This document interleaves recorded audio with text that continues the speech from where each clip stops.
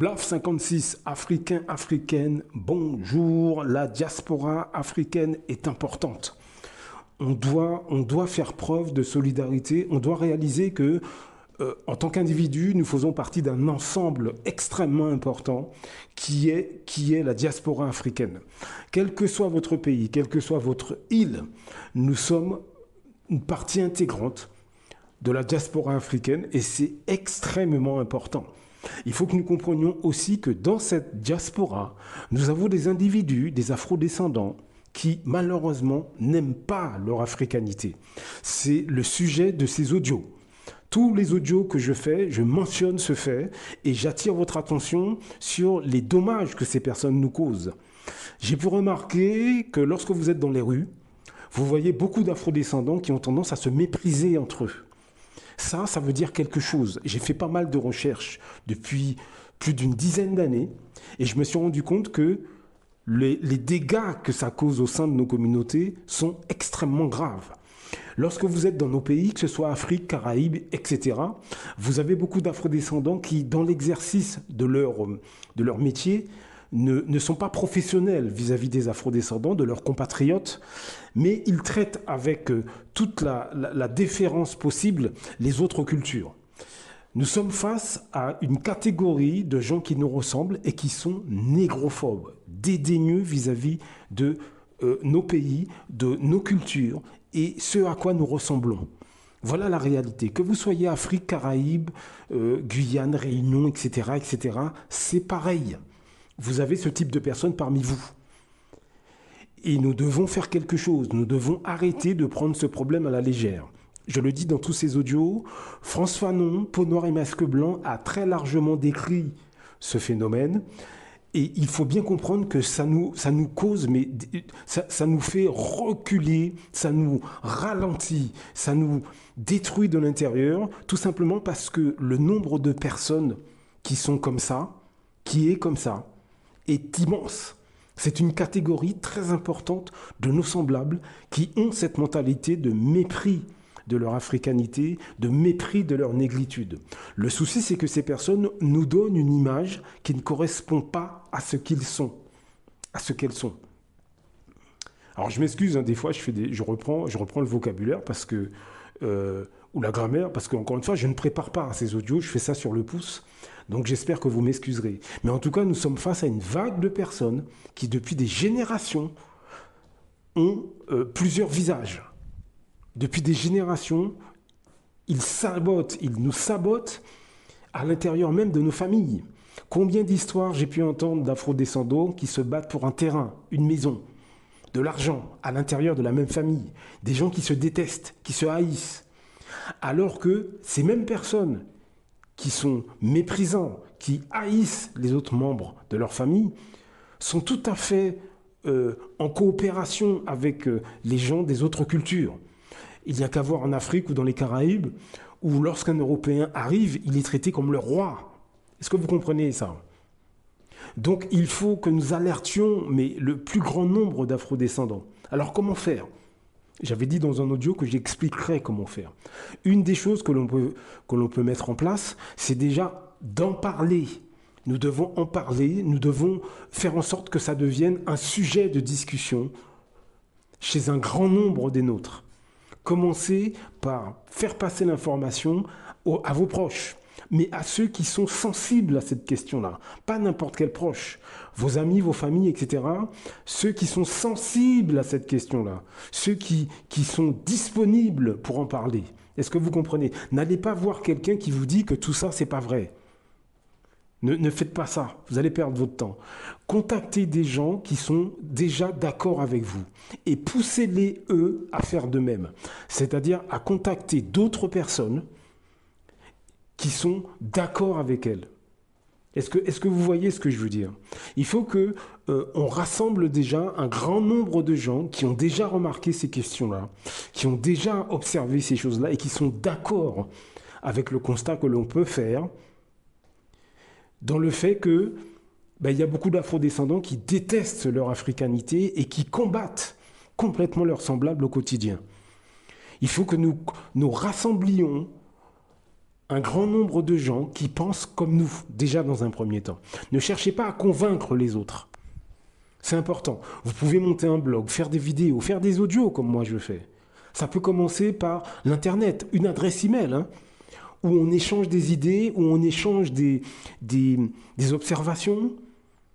Ça peut se faire comme ça. Moi, j'ai monté cette chaîne. Vous pouvez laisser des commentaires. On peut échanger des idées. Donc, c'est important. C'est important déjà, dans un premier temps, de faire ça. Le reste suivra plus tard. Mais dans un premier temps, nous devons alerter ceux qui sont sensibles à ces questions du tort que ça nous cause. Nous devons alerter et former les gens, nos semblables, au sein de nos familles, nos amis, nos voisins, nos collègues, ceux qui sont, attention, ceux qui sont intéressés par ce sujet, réellement intéressés, pas les imposteurs. Faites attention aux imposteurs qui vont vous dire oui, oui, oui, mais ce n'est pas du tout ce qu'ils pensent. Donc aiguisez votre sens de l'observation, utilisez votre système nerveux.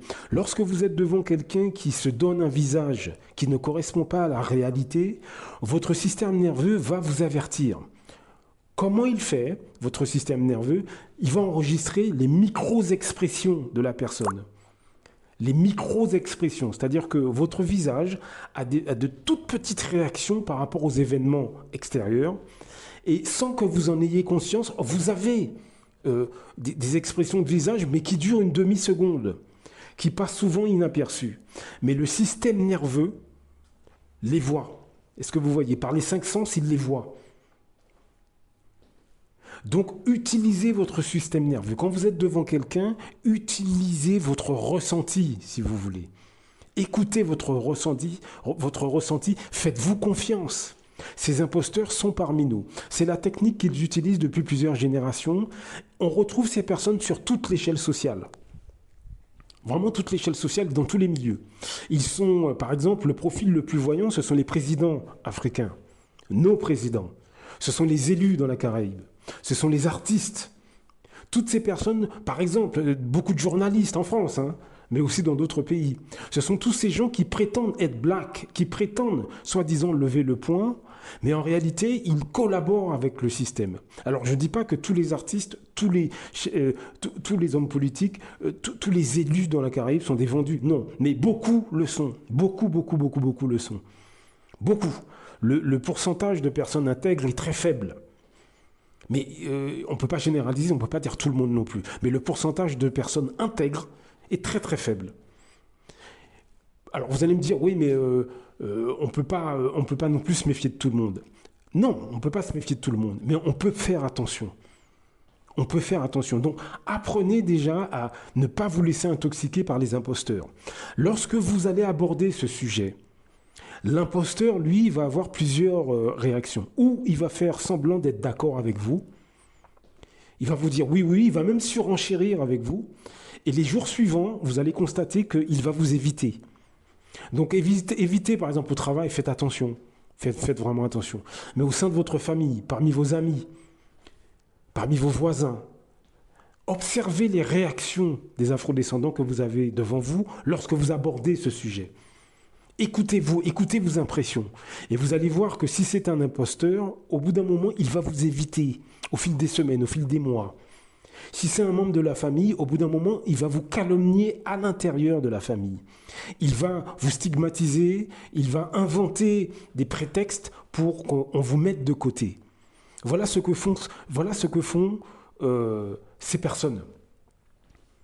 Donc apprenez déjà à les repérer. Vous voyez, soyez un observateur, soyez quelqu'un qui utilise son acuité intellectuelle, son sens de l'observation. Devenez une arme de guerre passive. Quelqu'un qui sait décoder les informations, quelqu'un qui sait lire le langage corporel. Et vous faites ça tout le temps. Lorsque vous regardez un film, lorsque vous regardez un documentaire, soyez extrêmement observateur. Par exemple, les acteurs afrodescendants qui sont dans beaucoup de films sont des vendus. Mais vous ne vous rendez pas compte. Pourquoi? Parce qu'ils jouent des rôles qui stigmatisent les afrodescendants. Ils disent des répliques dans le film qui stigmatisent les afrodescendants. Alors vous allez me dire que oui, bon, c'est de la faute du réalisateur, c'est de la faute du dialoguiste. Oui, mais celui qui accepte le rôle, c'est l'afrodescendant. Alors vous allez me dire, oui, mais il en a besoin pour travailler. Oui, bien sûr, ça on le comprend. Mais est-ce que ça doit être au détriment de ses semblables? Regardez un acteur comme Denzel Washington, par exemple. Toute sa carrière, il a fait des rôles de gangster, etc. Mais il n'a pas stigmatisé les afrodescendants dans les personnages qu'il a incarnés. Il a au contraire essayé de les valoriser. Est-ce que vous comprenez ça? Il n'a pas joué forcément tout le temps sur le fait qu'il était afro-américain, qu'il rabaisse les autres afro-américains pour avoir des rôles. Il a joué des rôles effectivement de gangsters, etc. Mais c'est toujours des personnages qu'il incarne. Ça a été rarement fait pour rabaisser les autres afrodescendants. Vous allez voir que beaucoup d'afrodescendants et beaucoup en masse, les Noirs américains qu'on voit dans les télévisions, ils font des films qui stigmatisent leur communauté. Hein. Vraiment. Hein. Mais on n'a pas l'impression, parce qu'on se dit c'est un noir comme nous-mêmes, il ne peut pas le faire. Si, en France, pareil. En France, pareil. Vous avez beaucoup d'artistes, soi-disant afrodescendants, de mannequins, etc. Mais ils sont là plus pour rabaisser publiquement les autres afrodescendants pour que eux se mettent en avant. D'ailleurs, dites-vous bien quelque chose, dans 99% des cas, à part de rares exceptions comme Denzel Washington par exemple, mais dans 99% des cas, lorsqu'un noir est applaudi dans les médias européens, ça veut dire qu'en général, il est contre sa communauté à un niveau ou à un autre. Observez toutes ces dynamiques. Prenez un long temps pour vous former visuellement. Vous devez apprendre à observer les détails, visuellement, mais aussi votre ressenti. Donc, devenez une arme de guerre autour de vous, famille, amis, voisins, sans faire d'histoire, hein, sans faire d'histoire. Je ne parle pas de violence ici. Hein. Regardez quand vous êtes dans la rue, regardez les afrodescendants que vous croisez dans les rues, regardez leur manière, leur façon de se comporter.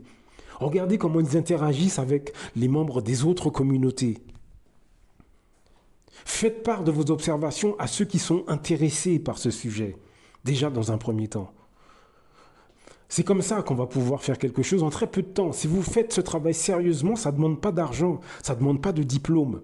Détectez les imposteurs, les hypocrites, les sournois, les afrodescendants qui en fait n'aiment pas leur race, n'aiment pas leur culture, mais qui prétendent l'inverse et qui utilisent tout un tas d'artifices pour nous faire croire quelque chose qui n'existe pas.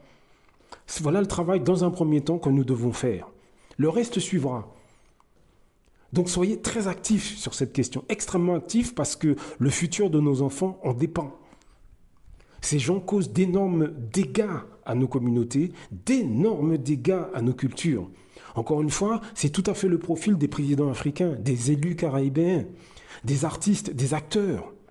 Et plein d'autres personnes, de responsables d'associations, en fait, qui n'aiment pas le monde noir, mais qui ne sont là que pour en profiter. Toutes ces personnes, ce que je viens de citer, ben, en fait, beaucoup n'aiment pas l'africanité, la négritude, simplement ils sont là pour en profiter. Apprenez à détecter, à observer, à analyser vos semblables. Le racisme des Blancs, on a compris ça. On a compris. L'esclavage, on a compris tout ça. Non, on a compris, il n'y a pas de problème. Mais il ne faut pas oublier que beaucoup des nôtres partagent les mêmes idées que les colonialistes ou les racistes des autres cultures. Mais ils parlent comme nous, ils ont nos accents, ils s'habillent comme nous, ils écoutent nos musiques. Donc on ne fait pas attention. Cette catégorie d'afrodescendants, ce sont eux qui, depuis des générations, nous freinent.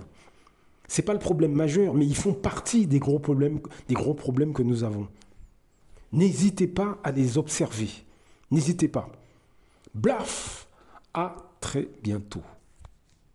Beaucoup d'Africains se lèvent contre des autres Africains. C'est généralement à travers la corruption. L'Europe, l'Occident le sait. La meilleure façon de faire tomber un Africain qui se lève pour les intérêts des Africains, il faut aller corrompre ses amis ou ses compatriotes. C'est comme ça, c'est toujours à cause de l'argent. Celui qui a fait tomber son cara, il a fait beaucoup. C'est parce qu'il voulait être son cara à la place de son cara.